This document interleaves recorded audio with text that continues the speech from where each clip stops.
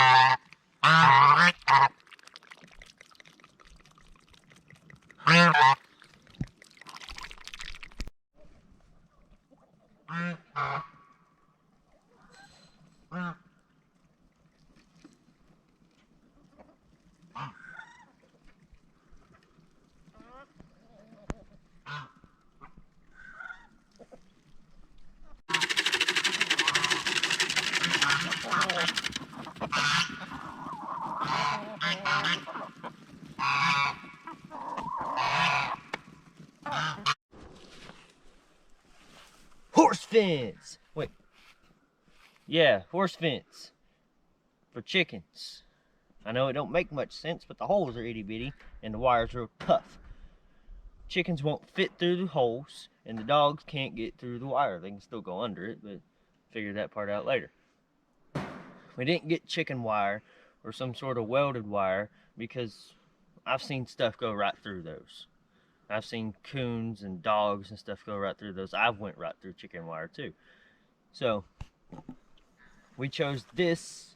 It was really expensive, but it was worth it because we can put anything we want in this fence. We could put a cow in this fence. We could put a horse in this fence. So this is what I'm going to be doing today.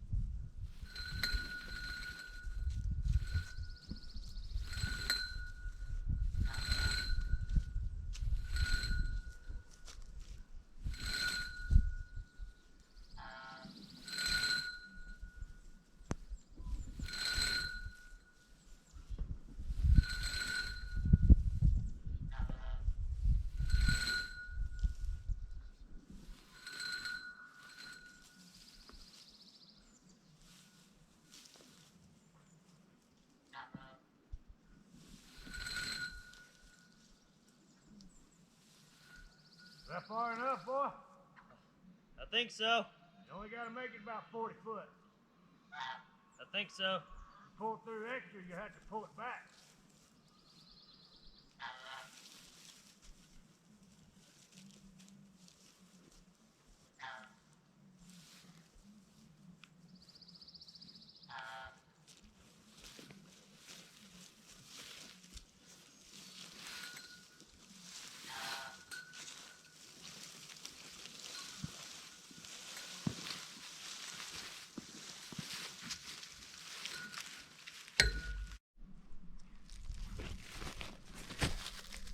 Ran a slit right through there in the dirt.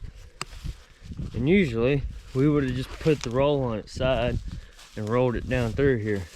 But it ain't gonna fit through all these trees and stuff. So we just did it this way. So I can't even fit through there. It wasn't too bad. There was a lot of tugging and pulling and whatnot, but I got it.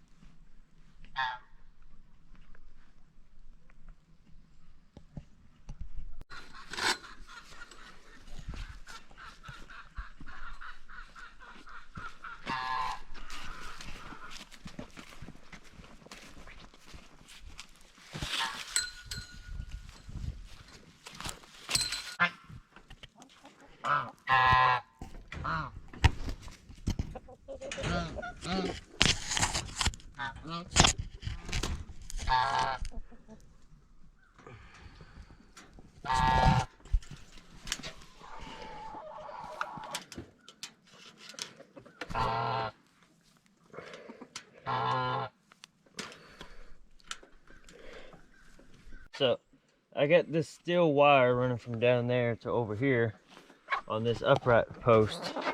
This is a steel cage that my grandpa built a long time ago, and I don't think it's gonna go nowhere. I got one down there, one up here, and it runs right down here to one of these ratchet things. I got the ratchet tied to the fence because if we had the wire, because if this was flipped around, we'd have to take out a bunch of these to be able to ratchet it up. So we're going to ratchet this wire up. Kind of experimenting because I'm kind of not wanting to have to work my come along thing that I got. So we're going to try and do this.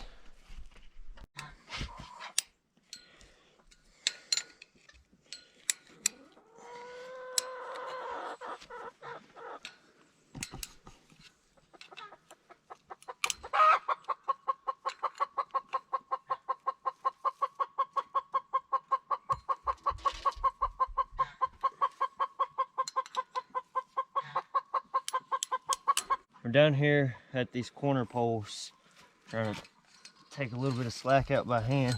We may have to come in here with a 2x2 or 2x4 or something and use that to pry on it. We'll see what we can get with just this.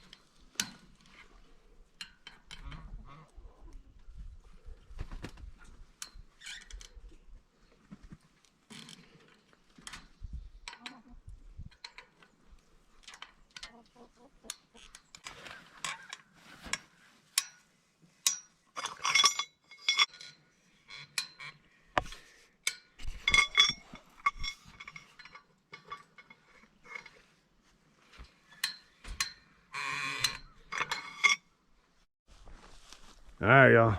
This boy's ran into him a problem. He's got a corner post trying to bend in on him. He's gonna get his lawnmower and some straps. He's took the tension off his fence. He's gonna hook on to this pole, try to pull it back up straight, and then drive it down deeper. This ground here is just so soft from all this rain. He's just pulling his pole over. He'll get it. He ain't gonna quit. Y'all hold on. So we got an issue here. This post is being pulled this way by the fence.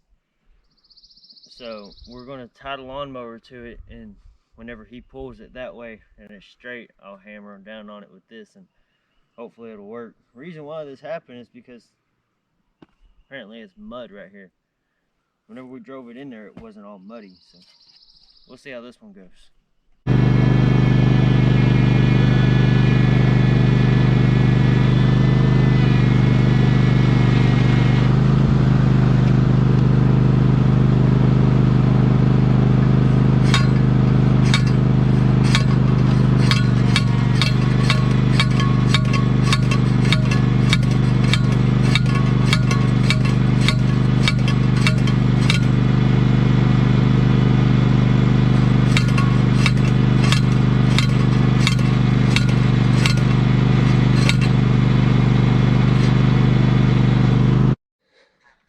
Alright, so this is actually working really good. It's still kind of leaning in this way just a little bit, but that's alright. But this is actually a 10-foot post, and it's only about 6.5 foot up in the air. And because it's still going, I'm going to keep on hammering it in there while he pulls on it. So.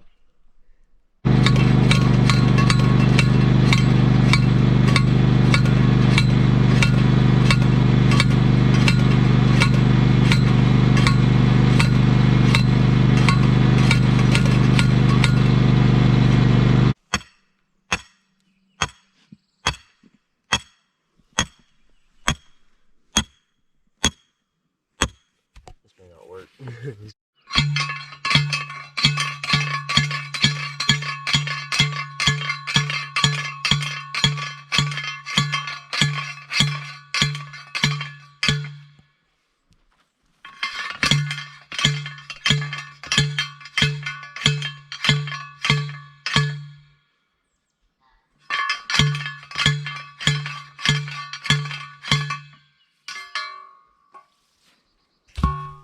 We're going to tie the wire to that T-post instead of that peg down there, because my grandpa drives this truck right through here.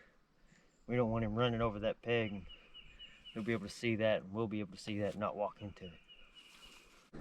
So we got this wire tied around here and wrapped up there, and this piece here has a little hook going down in there to keep it from this wire just sliding all the way down the pole. And this is just an old piece of chain link hardware that we got from tearing down hard chain link fences.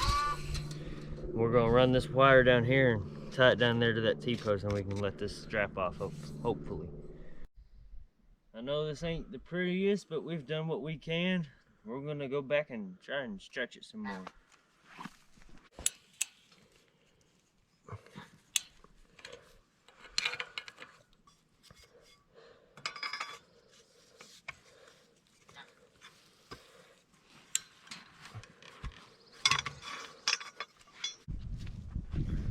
Alright, so we get this bench stretched and it's looking pretty good. It's not super duper tight, but it's pretty tight for using those ratchets. It's looking pretty good. I'm gonna use this kind of wire to tie it off with, because we're running out of the other kind of wires, and this will work just as good. Right now, what I'm about to do is I'm also going to use this wire from this here. We snipped all that excess off because we didn't want to have to undo every single one of those 3 times all the way down. So we're just going to kind of like use this as kind of like thread and just sew it in there. Go up and down it.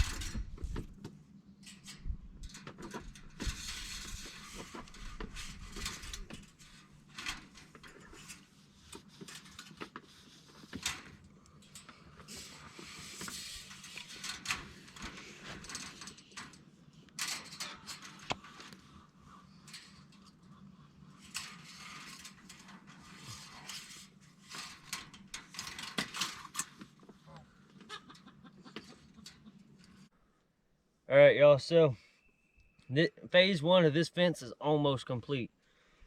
I still got to finish putting tie wires on here, and that's tight. But all I'm going to do is just take this and cut me a little bit of it and wrap it around there and tie it off and call it done for today. And I'm going to go take me a break because I'm wore out. I've been doing this for a while.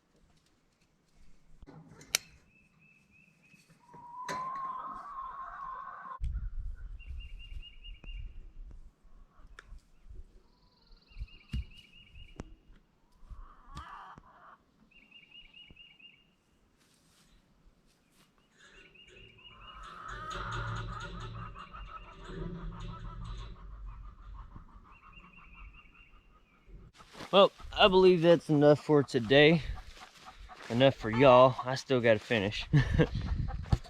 Sounds like my chickens are laying another egg.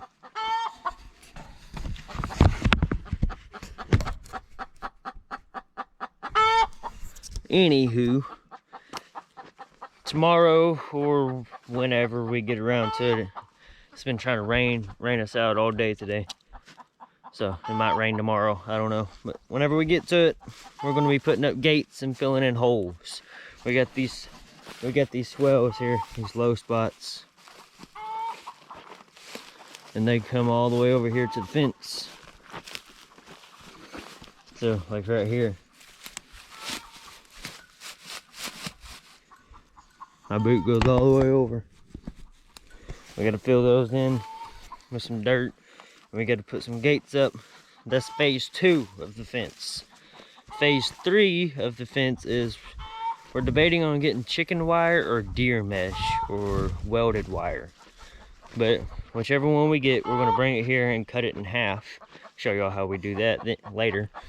And then we're going to put it up here. So instead of a 4-foot tall fence, we're going to have a 6-foot or a somewhere in there a foot tall fence. And then I think we're gonna run barbed wire on top, which I'm not so sure is how it's gonna work with old Stubby here.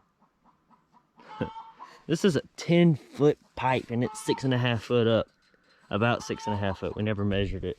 My dad's 6 foot, so we just used him. But I'll see y'all later.